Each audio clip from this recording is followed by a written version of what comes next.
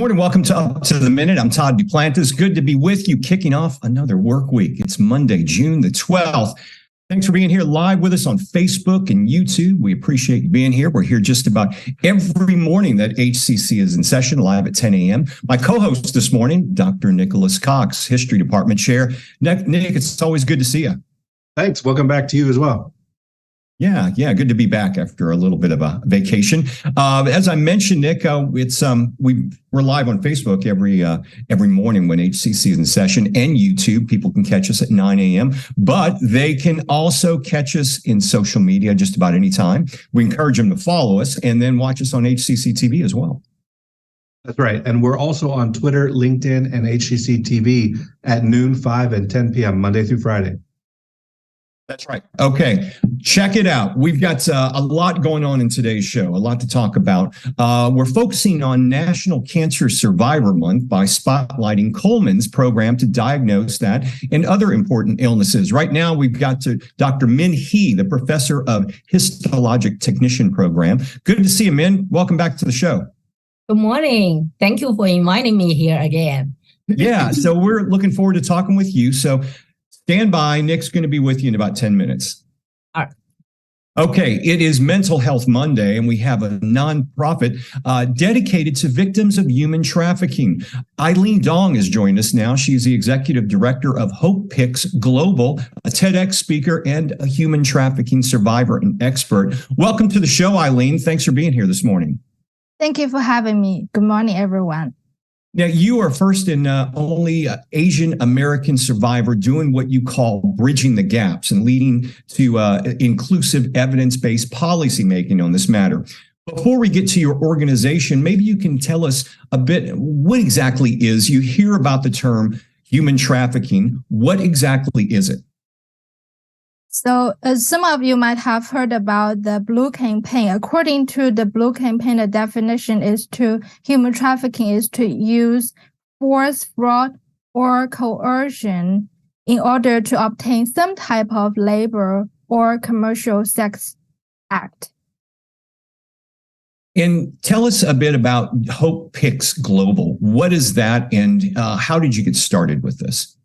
Yes, as you mentioned in the introduction, I am a survivor myself.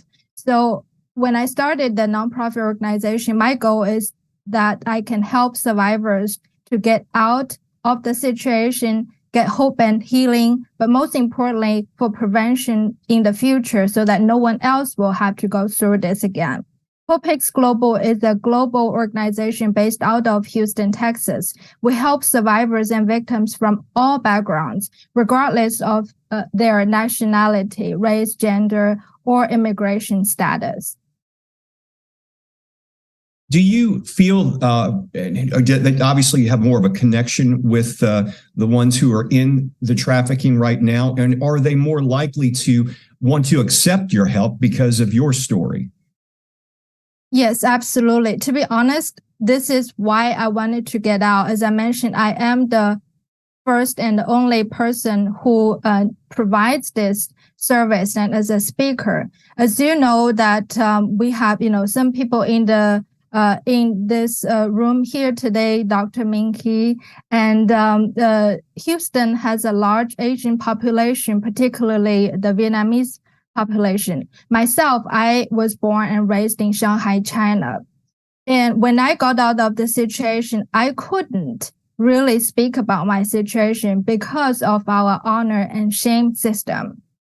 In our society, very unfortunately, we have victim blaming. So regardless of what happened to us, society point fingers, say this is what happened to you. And that's why I decided to come out. And when I came out, victims they started to really relate to me, say, you know what, this has happened to her. And if she can do this with her family 8,000 miles away, I can do this again. So I really wanted to be the vehicle, to be a person, a face that they can relate to, but more importantly, be a voice for the voiceless that are still struggling and show them the light, that there is light at the end of the tunnel. We hear a lot about Houston, unfortunately, having one of the largest areas of trafficking. Why is that? Is it because we have, as you mentioned, a large Asian population? Because we have so many international populations here in Houston? What is the reason for that? Why Houston, unfortunately, has this title? That is very unfortunate, as you mentioned, but Houston has a lot of reasons to make this unique of what we are today and why we're in this situation. One of the many reasons is we are the most diverse city in the country. As you mentioned, international population. Our primary businesses are NASA, the medical center, as well as the oil and gas. We host our OTC, the Offshore Technology Conference, often, and we have held, international sports like the Super Bowl, as well as many other events. Please bear in mind that these are the events that traffickers pray for to have those events. In fact, they actually traffic our victims from not just locally, but across the nation and even internationally to send those victims here to provide the sex act, most often sex trafficking. And I mentioned that there is labor trafficking, but for those events, that is sex trafficking. Secondly, because we are the port and we are one of the largest port around the world. So that is another thing that makes it convenient, not to mention that we're close to Mexico and all the other things. What are some of the signs that people can look for if anyone, a woman, male, anyone is being trafficked? What are some of the signs, I imagine, that are common? Yes, there are many signs. If you see, I want to mention that there are several different occasions. It's not just for like people that are myself or look like myself. It's not just people that I mentioned about the, honor and the shame. As I do the work, I've learned that it's not just Asians. It's the culturally specific communities such as Arabic speaking, Hispanic speaking. So, Spanish is the second largest population in Houston, that we have the first primary language, English, then Spanish, then Vietnamese, if you call, say, the city of Houston, for instance. And so these are not just the international population. These are also the population that's happening in our backyard. So I want to give you a quick example of what is happening in our backyard. So for instance, there was a mother who was trafficking her own daughter, 2-year-old daughter, to Conroe to sell her for sex. And I'm going to ask you all to see how much you think she is selling her daughter for 30 minutes. I just want you all, like audience, you're listening and pause to say how much. And regardless of how much, but I want you to know that luckily the buyer was undercover. The mother was arrested and the daughter was rescued.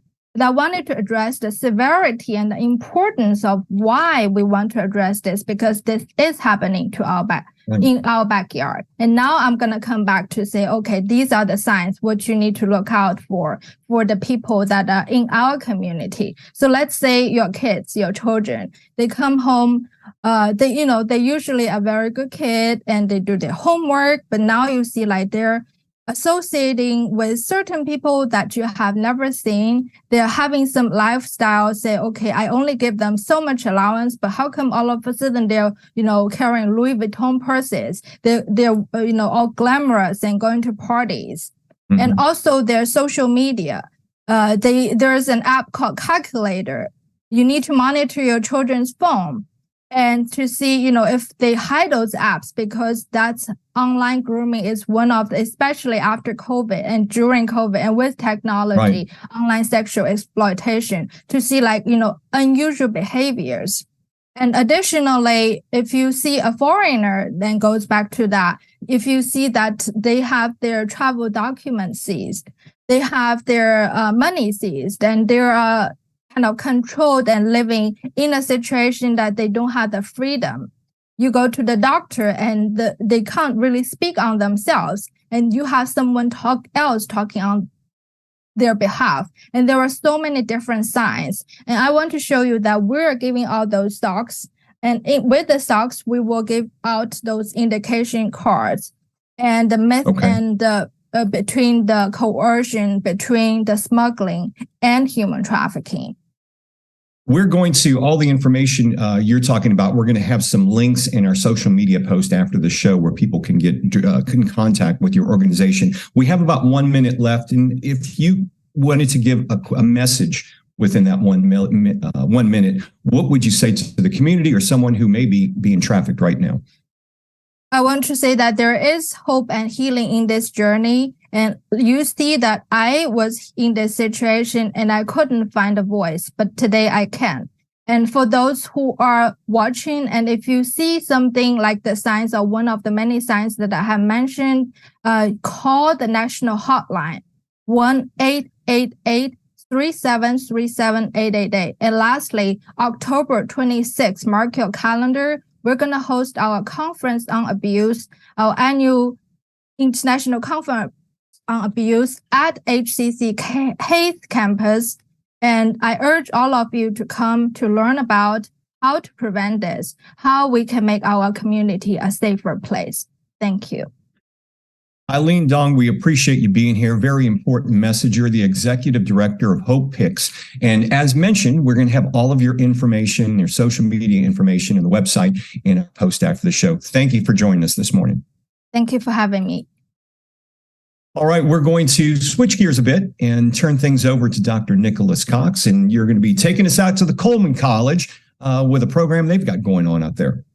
Oh, that's right, Todd. That's right. I'm glad we had the opportunity to talk to Eileen about the work she's doing. It's such a tremendously serious and seemingly intractable problem here in Houston. But as difficult as it is to pivot from that to anything, I do want to take some time and talk to Dr. Min Hee about the Histologic Technician Program at HCC.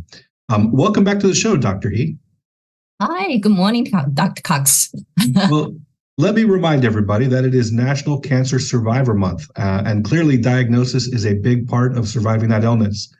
I'll just add that I spent yesterday with my mother for her 69th birthday, and she is also a cancer survivor. So this topic is hugely important to our family. But that diagnosis can start with the work of your teams. So what exactly is histotechnology? So, yeah, this is a good question because every time when I go out, try to recruit students or I tell people what I teach, and then I tell them, okay, histotechnology. And people will say, history? I saw you're a history person. And then that is completely two different subjects. So histotechnology is really try to learn about the tissue, like see the skin, liver, and then we try to look at how the morphology is, then we'll help doctor to make a diagnosis. I'm happy, you read this, and this is the National Cancer Survivor Month. And then this is a very important function for the histology. And we try to help doctor to make that accurate diagnosis for the early screening, early diagnose, and early treatment. So that's why, right now the cancer survival rate is much improved. That's the reason, because, the early screening, early diagnose, and early treatment. So that's what we are doing. Yeah. So what does a histotech do? What would a person's day-to-day life look like if this was their career? So for a histotechnician, they will work in a lab. So this is a small field, and lots of time people kind of say, okay, what do you do? We don't see the patient. So we receive the specimen, and then we will run the test. And then we create those slides. And I think I sent a few image, what do we do? So that you can see those beautiful pictures and it shows what our student will do in the future. And then they produce those slides, and then the pathologist, that is a specialized doctors, then they will read those slides and make a diagnosis and then figure out if there is a tumor and what kind of a tumor it is. And then we will give this diagnosis to clinician, the oncologist or surgeon, then they will make the decision and then see, okay, what kind of treatment they should give patient. That's the histotechnician do. Well, for our HCC students at Coleman, if they take a histotechnology certificate or degree, what's the job market like for them after they graduate? So mainly they will work in the hospital, pretty much like most of, I should say all of the major hospital, they will have a histology lab. And then that's where they will do work as a histotechnician and process those specimens and make a diagnosis. They can also work in the research lab because, we have this advantage because we're located inside of a medical center. We have several medical school and those research institute. And then they are the one doing lots of study and try to, learn all those diseases. And so that's another place our student can work. And they can also work in private lab or the industry. Right now we have lots of diagnostic company and a pharmaceutical company. And, this the whole field, anywhere doing the medical research or medical diagnose, then they will need this technology. Now, so what kind of, I'm sorry. Oh, I was just saying, we have quite, wide, job opportunity in the field. Yeah. And how does Coleman, being in the medical center, help with this career development? So couple things there. So first, of course, we are inside of a medical center, then we have affiliation with all of those medical institutes. So we send our students there to do their clinical rotation, and that is inside of our training plan. So you can see a student that will come to the school and learn the skills and the knowledge at school. Then they will go to the clinical site. They will have a 3 rotation and then go to 3 different institute and then doing their clinical rotation. That is about more than a year. So for them is not only they have knowledge and the skills from the school side, and also they have the real feeling and the real exposure to the real field. And then they already getting very familiar with the working environment and how the lab is running, what they do there. So then they have this very unique opportunity and get thorough training and exposure to this profession. Well, one of the things our students are always want to know is what should they do to prepare for your program? What courses might they need to take? What prerequisites might they need? What's required to enter the histotechnology program? So we have a 4 PreRack, pre-required class, and that basically is English, college algebra, and general biology, and HPRS. That is Introduction to Health Profession. So that's all 4 PreRack. As far as they have this 4 PreRack, they will be eligible to join our program. And once they've got those prerequisite academic courses and then join your program, how long does a student spend working on a histotechnology certificate or award?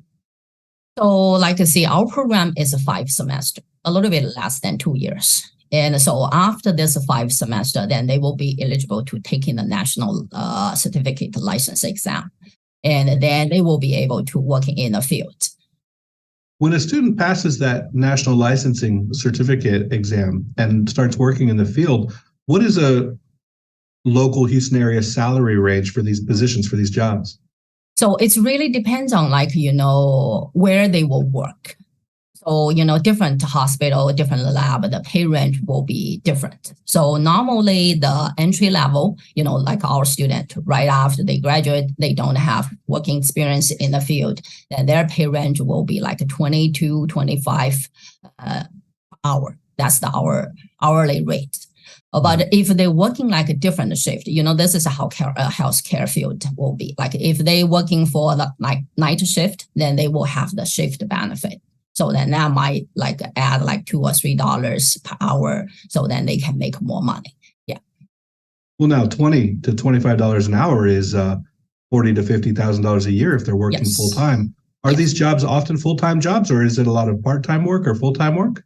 So pretty much my student will get a full-time job. But it's sometimes, because we have quite a few students, they want keep going, get a bachelor, or even some right now is working towards their medical school, try to get in the medical school.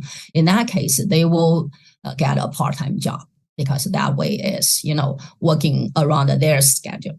And so, yeah. I did want to ask about the career advancement opportunities. If this is a 2-year certificate or degree with an entry-level position, once a histotechnology certified, person is working in the field, what typically is their career path moving forward? Do they often go on to do med school and something else, or how does that work? This is like we always tell students, HCC is the beginning. It's not the end, right? So the beginning is like, of course, they will work as an entry-level histotechnician, then start their career.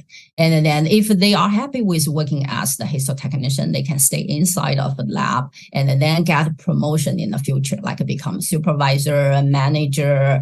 And then if they are interested in like getting like a further education, right? So because we offer associate degree. So we do have some students already have bachelor degree, then they just come back to the HCC, try to get their certificate. But most of them will be like, okay, this is, the first college degree they have. And so if they can also working towards the bachelor degree. And then after they receive their bachelor degree, then that will depend. Like some of my students will go to the pathologist assistant school, that is work as a PA. And then some like say, okay, I want to become a doctor, then they can work towards the medical school. So then this is like we have quite a variety of like option in the future for them. Well, thank you very much. Dr. Min Hee, Professor of Histological Technician Program at HCC Coleman, the College for Health Sciences. We'll have your info in our in our post after the show. Okay, great. Thank you so much. Thank you. I hope like we have more students that come and join us because this is a very small field. Not many people know what is a histology and what is a histotechnician do. So thank you so much for inviting me here to, introduce this program to our public. Thank you. All right. Thank you both. Incredible program out there. Okay. Got some announcements to go through, Nick. One of them, Young Filmmakers Boot Camp. It's happening out at A-Leaf Hayes campus. HCC is the site for this 3-week workshop sponsored by Southwest Alternate Media Project, better known as SWAMP, part of the Houston Cinema Arts Society. It's also funded in part by the City of Houston and the Houston Arts Alliance. It's 8:30 to 5 p.m. Monday through Friday, June 12th through the 16th. This week is the first session, HCC's A-Leaf Hayes campus. We'll have some information in our post after the show. And there's also a celebration for Juneteenth coming up at Coleman. That's right, Todd. Juneteenth Freedom Day at Coleman campus. Celebrate the historic liberation of African Americans with food and festivities at the Coleman Tower Atrium, 11 a.m. on Thursday, June 15th. Check our post after the show for registration info. I would like to add, however, that each of the colleges, I think, has events. I'll try and get that information out to the show as well. I know there's an event in Katy on Tuesday, or Central on Tuesday, and Katy on Thursday. And of course, we will have the day off on June 19th. So that's a national holiday now. So we'll have a 3-day weekend coming up as well. IT STEM summer camps are continuing. HCC's digital and IT summer camps for middle and high school students will hold another session to explore either Apple Swift coding, cybersecurity, drones, or VR. The week-long camps also include lunch. It's session 2 is June 25th to the 30th. Cybersecurity and Apple Swift coding will be the topics there. It's happening at HCC's East Side campus. These fill up fast, so make sure you check our post after the show for registration information.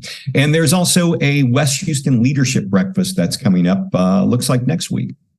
That's right. The Houston Community College Northwest College will host a networking breakfast with keynote speaker Texas Representative Mano de Ayala. He's currently serving his first session in the Texas legislature for the district that includes the Houston Energy Corridor here on the west side.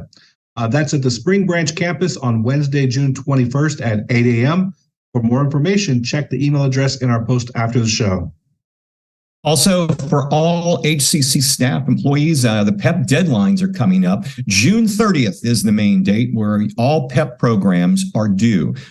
Check your emails or check our website for more information on that. And fall registration is completely underway. And I believe there are also some summer sessions that are available as well, or at least one, right, Nick?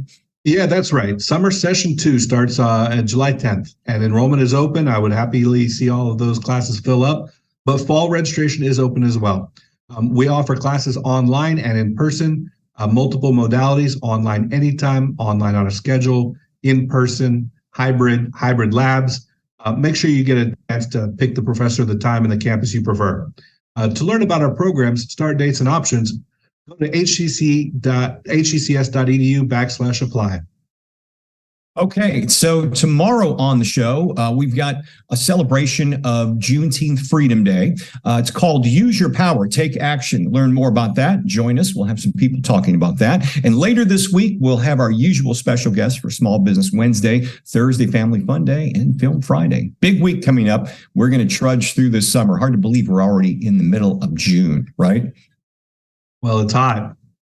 It's hot. Yeah, I can believe it when you got stuck. I know. Yeah, it was crazy. Hey, Nick, thanks for being here on the show. We'll see you again next time. Thanks again, Todd. Next time. And thank you all for joining us. Up to the Minute returns tomorrow morning live, 10 a.m.